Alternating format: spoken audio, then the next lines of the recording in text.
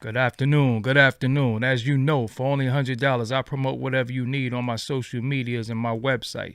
That's my Twitter, my Facebook, my Insta stories, my YouTube community, and you'll be featured on my actual website, www.doggiediamondstv.com.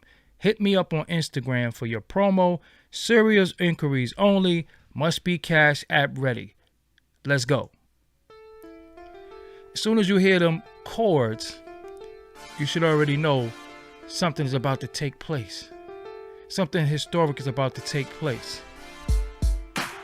See, what I do here is I do research and I tap in with the people I need to tap in with.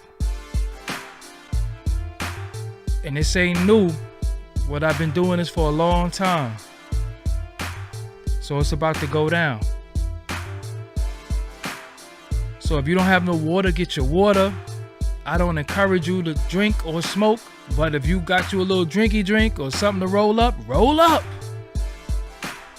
Roll up.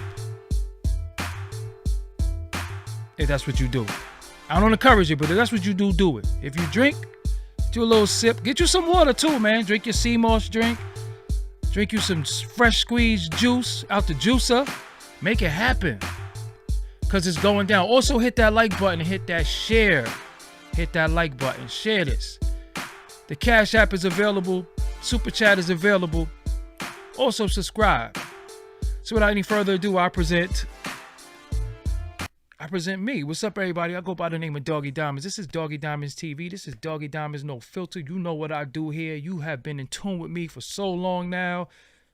You know what I do. But I'm not here alone today. So introduce yourself to the people. I'm OG Bri-Dee out of Compton, California, man.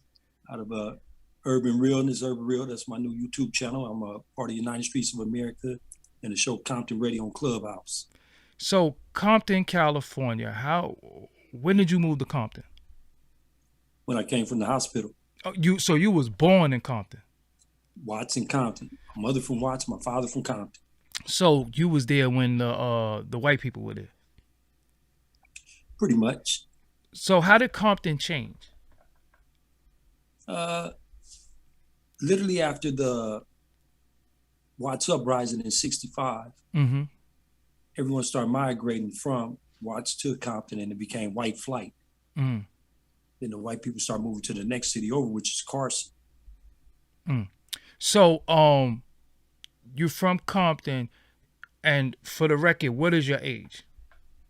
I'm 58. 58. And if you don't mind telling the people, what a street organization are you affiliated with? I'm from Carver Park. It's the oldest Compton Crip set in Compton. It's the first Compton Crip set, actually. And it's the oldest. The oldest? Yeah, it is. Yeah. So does that go, because you know us from New York, we don't know no better. We just think Tookie, we think Raymond Washington. Is it that old? Yeah, the saying goes, from the east came the west, followed by the rest. What that simply means is, out of the east, that structure originated with Raymond Washington, and then he turned Tookie out, per se, then followed Compton, Mac Thomas, and Big Salty, and brothers like that, Marcellus, and Big Volcano, my homeboy Willie Herb, Roy Tucker, Felton, and Undertaker. Undertaker. That's somebody named Undertaker? Yeah. Yeah. I don't want to do it. Yeah. So, okay. So basically you're from the foundation. True. Yeah. So where you started, being that it's the oldest Crip set, are you saying Crippin started where you're from? The first neighborhood in Compton that was affiliated with the Crip structure was mine. If you read King Babalu's book, he says the first Crips that ever took off on him as a Pirate Rue, he's one of the originators of Pirate Rue Street. He'll say it was Carver Parks, the Carver Parks. Got you. And how old was you? So explain to me, are you born into it out there, or you join? Or do you join and then it set the foundation and then all the children are just naturally born into it? How does that work? Well, my generation, it wasn't a thing as put-ons for us. I mean, we had, we basically, when we went to, basically it used to be, we used to call it junior high school. Now they call it middle school. Junior high school started 7th, 8th, 9th grade. So it's basically, pick what side you're gonna be from, but when you was going to school is where you lived at out of your geographics. And so we just manifested into that second generation of homies. When we went to school, we band together because we lived in a certain geographical area. And so it was like, in Los Angeles, they don't identify, the vast majority of individuals in Los Angeles County don't identify sections. Like they'll say, that's Rosewood or that's the Willowbrook section. Like in my neighborhood, they'll say that's the Carvers. If you was in LA and somebody, like if you were came out here, I would say to you, we're about to go over to the Hoovers, or we're about to go over to the 60s, or we're about to go over to the 90s, or to the 100s, or to the Raymonds. And in Compton, we'd be like, we're about to go over to the Carver Parks, or to the Santanas, or to the Front Hoods, or the Pocket Hoods, or the Mona Parks, things of that nature. We identify the geographical areas by the individuals that are the dominant gang over there, actually. Even civilians do. Got you. So throughout high school and so when did you get put on to the set? I've been from the set over 40 years. The set been out. You said 40 years? I've been from the set over 40 years. Damn. The set been out for 52 years. Wow. I'm second generation, but I'm OG. I'm the last of OGs. There's no more OGs after my generation. See the structure, it go to big homies above us, which are the G homies. Then it goes to the OGs. See, we don't play that double OG and triple OG stuff. Yeah, because I'm confused. I'm like, because, out here it'll be like, who's the superior? It's different thing. How does that? It just goes simply, the generation above us, which are the original OGs, but we just call them G homies or big homies. Then my generation is OGs. Then the generation up under me is original baby gangsters. Then the generation up under them is baby gangsters. Then the generation up under them is original tiny gangsters. Then the generation up under them is tiny gangsters. Then the generation up under them is original infant gangsters. Then the generation up under them is infant gangsters. So it's generations. So none could ever excel to be OGs. I'm the last of the OGs. There are no OGs after our generation. And the first time I heard that phrase coined was, I was fortunate enough to know Sidewinder from Bay Gangster. He's the first person I ever heard say OGC, which stood for Original Gangster Crip. And then cats ran with it on both sides and all geographics because we all borrow from each other on the West Coast. Some are lingo. So you a part of this, but I just want the audience to know you're no longer an active gang banger. I no longer subscribe to that mentality. I no longer subscribe. When I turned 28, I made the transition from a gang banger to a gang member. It's a vast difference. Gotcha. As a gang banger, if you had a drop of red ketchup on your pants, I'd probably shoot you. What? For having ketchup on you? And I'd be like, nah, what you trying to hide right there, homie? That's red. So anything red was a. That's how deeply entrenched I was into that. Back then in my generation, Crips did not wear red at all. And especially in the 80s, we had what we called the New Yorkers, which were thick blue shoestrings. And the Damus, they had the big, thick red shoestrings. All of us used to wear our blue and black Pumas. They wear their red and black Pumas with those thick New York shoestrings. That's what we call them, the New Yorkers. And so you identify, you'd see 40 dudes on, it's different today. You can't tell who's who, literally. But in my generation, we flagged, we wore the attire, we wore blue from head to toe. The bold ones that were Damus would wear red from head to toe, so it was a difference, man. So what years was this? This was roughly from 1969 up until I would safely say the 90s, the early 90s. And did y'all wear y'all flag in a certain pocket? Like, cause I always hear we were from the left and Damus were from the right, and some original Damus older than me, you'll find they have their right ears pierced. And so you wore the blue rag in your. So doesn't the colors now differentiate from the hat? Cause I went out there, my street organization when I was younger was called the Raiders, right? So I went out there, LA. I'm like wearing my Raider. I'm like I'm in LA, and somebody say, man, you look like you from Insane. I'm like, what? What is Insane? I don't even know what you're talking about. Well, that's Long Beach's biggest gang, and Long Beach black gang Insanes. They wear Raiders. Then in Compton, the Santana blocks wear Raiders. See, that's what I'm saying. I was confused. I'm Brooklyn. It's like my neighborhood wears Cowboys. Okay. There are three neighborhoods in Compton that wear gray and blue. We wear gray and blue. we were Cowboys, the Nutty Blocks were in New York, and the Farm Dogs were at Georgetown. Mm. All right. Now in Long Beach, the Rolling 80s, they were Cowboys. In Los Angeles, we don't give a fuck Crips, we're Cowboys. Mm. So, you know, you have to know you at. Like if you're in Compton, you see a guy in the Cowboys, you know he's from Carver Park. Mm. If you see a guy in Michigan, he's from Mona Park. If you see a guy in Houston, he's from Compton neighborhood. You see a guy in Raiders, he's from Santana. You know, if you see a guy in New York, he's a Nutty. You know, so on. If you know, so on and so on and so on. Powder Blues, Atlantic Drives, the Track News. So you being the OG in the game when when NWA made the song Straight Outta Compton, how you felt about that? How did I feel? Mm-hmm. Well, I just got out of San Quentin State Prison. Okay. And I remember on with Baba, back then everybody was riding the 77 Reloops with the Phantoms on them and the Daytons and what have not. And he said, here, homie, go shopping. He said, go to LA and play this tape. And I was like, okay, what's the tape? And I'm in a blue 77 Regal with the rims, with what's called a Phantom. I don't know if you guys had Phantoms in New York. I don't even know what that is. It's like a suede top on your car. Probably that's before my time. Okay, well, anyway, so I'm in this, and I'm in an all blue car, and I stick in the tape, and it say Straight Outta Compton, and I'm like, oh, all right. So I banged that all the way to LA. You know, I'm young, I'm foolish, I'm fresh out. I got the thumper on my lap, and I'm pushing, and just got the 12-inch EVs and the 6x9s and false gate, and just. I'm in his car though, and I'm letting it be known, you know, I'm khakis, British Knights, you know, flagging. So British Knights, if I'm not mistaken, was symbolism for what?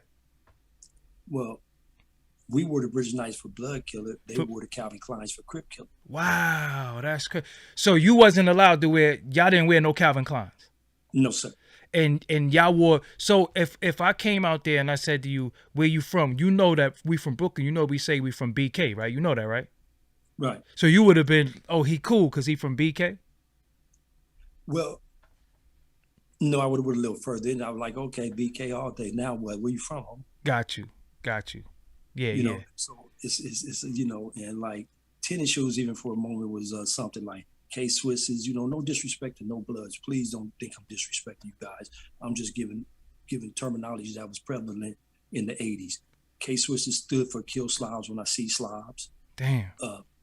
Nike stood for, I don't use the N-word, Negro I kill E-Rickets, which is a derogatory term towards Crips. And then Crips flipped it around with Negro I kill everybody. You know, so, you know, it was, you know, you looked at a dude, usually this is how I looked at a dude in the 80s. This is exactly how I looked at you. I didn't look at your face. I went like this. Oh, so your gear, whatever you had on, determined where you was from and what you was about. Feet, and then everybody had those snakeskin belts, fake ass snakeskin belts that were blue, burgundy, red, brown, green. Yeah. I don't know if you guys rocked those in New York at one time. I don't remember that. So, wow, Calvin Klein. You know what? I love Calvin Klein too, man. Calvin Klein. You had problems with me. Damn, but you older than me, so I probably wouldn't have been around you anyway. So, all right. So, it's somebody in the chat room who's adamant, right? And they just want to know, for whatever reason, even though you said you just came out of San Quentin and whatever, how many prisons have you been to? State? You want to start the state first? Whatever. Because I don't know the difference. I ain't going to act like I turned 18 years old in Soledad State Prison out of murder. I turned 18 in Soledad out of murder robbery. I wrote the robbery for someone. That's what we used to do back then. We write a case for a homie. So Soledad, CIM East, Fossil, Tracy, San Quentin, CMC East. For a hot second, they want to be there. There was too many homosexuals. I heard them got the hell up out of there. So I'm engaged. So y'all didn't. So you didn't. Anybody that was, you know, in jail. You know, I know they call chumps. Anybody that was like that in prison, y'all got them out of there, or you didn't allow none of the homies? Initially, in our state, dudes were doing that initially, but we ostracized them to a certain degree. And then it became a policy of it ain't happening. But in the Federal Bureau of Prisons, it's a no-no. and I push a hard line. I don't knock what nobody do, but it's just a weakness to me. And it's guys have a tendency to pillow talk. Pillow talk with dudes? Yeah, because they the same way dudes in the streets will pillow talk with a female. These dudes, they catch feelings for these men, and I'm not going to speak on it because I'm going to be politically correct. Yes. But and they'll pillow talk, so it's a security threat. So those were the 4 rules, and when you hit the feds, this is what I ask you: you got 30 days to get your paperwork, homie. Secondly, don't duck no wreck. Thirdly, don't play with your penis in front of these females, because a lot of cats from DC and other areas do that. A lot of brothers from down south do it too. I'm not knocking them. I'm just calling it what it is. And fourthly, don't engage in no homosexual activity.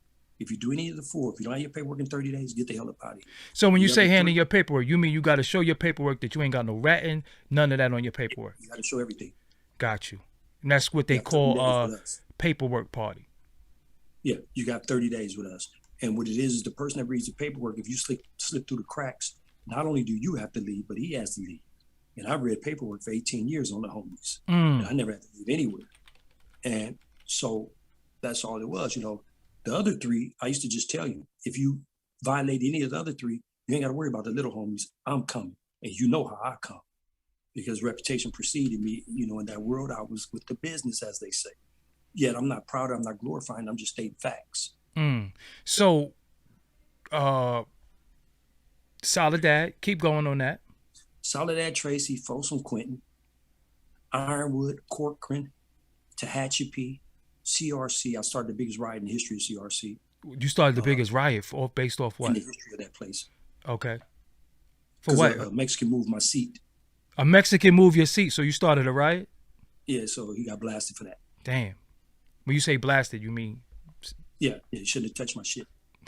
Damn. Well, initially, Johnny Boy from 60s and Pop Harris from Raymond, they took off, and then I moved and, did my due too. And so in our prisons, you could set a seat somewhere, and that's your seat, and that's your area to watch the ignorant box or wherever, but no one will sit there or will touch it. It's territorial. So long story short, Ironwood, that was rocking and rolling.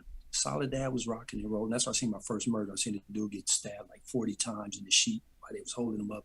Then they threw him over the chair and broke his neck. Gang related or just?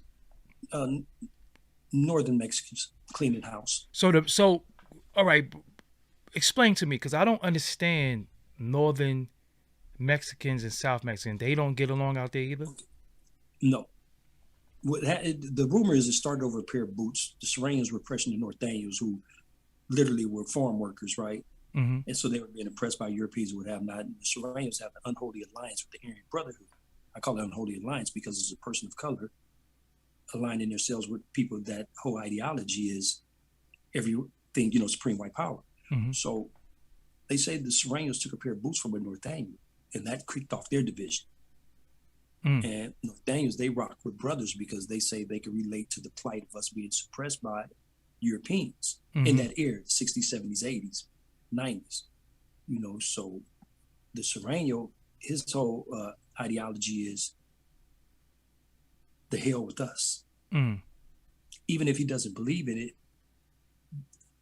what you going to do when you got 300 of your homeboys believe in one way, and if you don't get with the program, you out of here like last year. So even if you don't wholly believe in it, you're gonna be like, that's right. Got you. So you and then you've been to federal prison. What was you in federal prison for? I started off in USP Terre Hut when it was a regular joint. I put emphasis on it now because it's a dropout of sexual pedophile place now. But then it was a regular joint. And it was that's where I met all the board member GDs, the 3-star elites, 5-star elite Stones, the princes from. What the hell happened? Hold on, y'all. I don't know what happened. Somehow he got disconnected. I don't know what happened. So give me a minute to try to get him back. I don't know what happened. It could have actually even been on my part. So let me see what's going on, y'all. Hold on 1 second.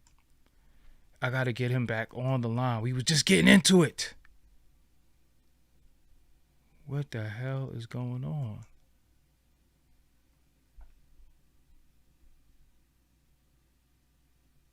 No. You know what? Damn. Something happened where I got disconnected. I'm gonna get him back on the line. We're gonna reconvene in a few. I'm gonna get him back on the line, and I'll be back. I'm gonna be back later. Somebody else is using the damn Zoom, so I gotta call and see what my partner. Why y'all using the Zoom while I'm trying to use the Zoom? Nobody told me anything, so I'll be right back. I'm actually even gonna change the title. You know what I'm saying? Damn. What the hell? Why would they do that at the same time that I'm doing that? Oh, we got a new podcast we signed too, so that's what's going on. But I'll be right back, y'all. I will be right back to figure out what exactly is going on and why would they start the Zoom while I'm on there. I'll be back. I'll be right back.